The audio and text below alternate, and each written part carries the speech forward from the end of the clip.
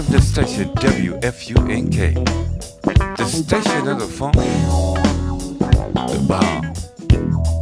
This is Psycho Bass, alias Byron Miller, Mr. Richford, and we're still funky, and we're on the one.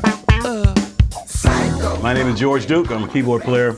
I worked with Byron for many years. He was in my band, I think, when he was around 18 years old. He came out here from Detroit with Roy Ayers, and he wound up staying out in LA, and we wound up working in my band. We've been making records and stuff together for many years. Nice to see you. Would you introduce me to your colleagues, starting with the gentleman on our far right, there left? Yeah, we call him Big B, Byron Miller. Hello, Byron. Nice to have you with us. Next to him. I graduated from the George Duke Funk of Music. It had nothing to do with Duke University, but it has a lot to do with funk. George was my big brother, my mentor, and he's up in heaven, and he's shining down on the funk and on Psycho Bass. This is like a rose I used to play. For anyone that has their own style, they're different. For anyone that has their own style and it's acceptable, they're one of the best. So that would be Byron Miller. Besides being an amazing spirit personified, he is a serious mother plucker, on the bass, of course. And he just always stays true to his music, always stays true to making things work in a fashionable way with his friends and the spirit-filledness of himself. And he's just as crazy as can be. And that's a good thing, you know, because the positive crazy, you move forward, make the music happen, and honored to work with my man, B. Miller.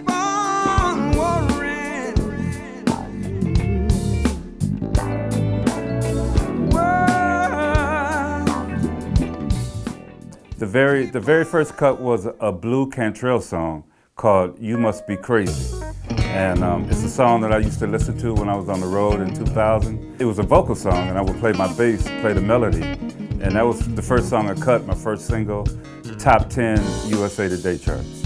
And we're in his studio right now and making a recording for Byron. Actually, it's one of the, I did another record with him some time ago, but this is one of the first times I've actually done it in his studio with his equipment, his engineer, and his studio.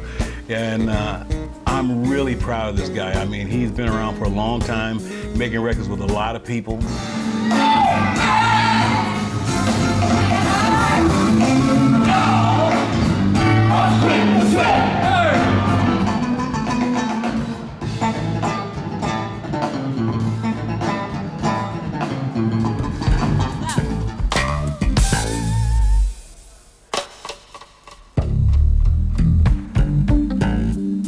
Byron Miller was one of the first bass players playing the electric bass to have a hit record playing a bass solo. Of course, there was Willie Weeks with Donny Hathaway before Byron, but then the next one that was a bass solo that was a successful record was Byron Miller and George Duke's Reach For.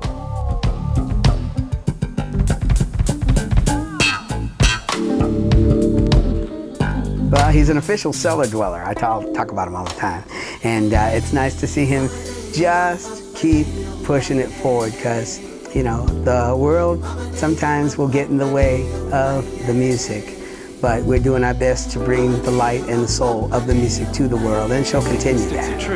This is Psycho Bass. We're at the Capitol Jazz Festival with all my funk buddies. We're gonna have a ball. Thank you. There's no doubt that when he left my band, I think he was probably in my band 6, 7, 8 years, maybe something like that, and he joined Luther Vandross.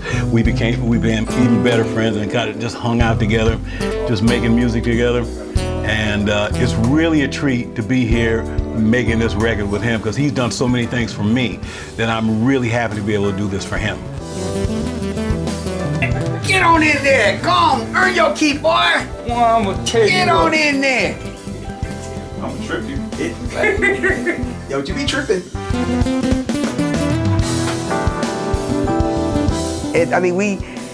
It's amazing that we get up and are able to do this, to sing and play and celebrate. I mean, really, too blessed to be stressed, as a friend of mine said. It's great. Hey, the Psycho Bass CD took me 3 years to record. very dear to my heart.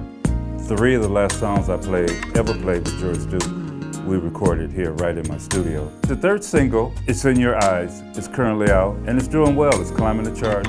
Go to iTunes, type in Byron Miller, Psycho Bass. Check it out. You will not be disappointed.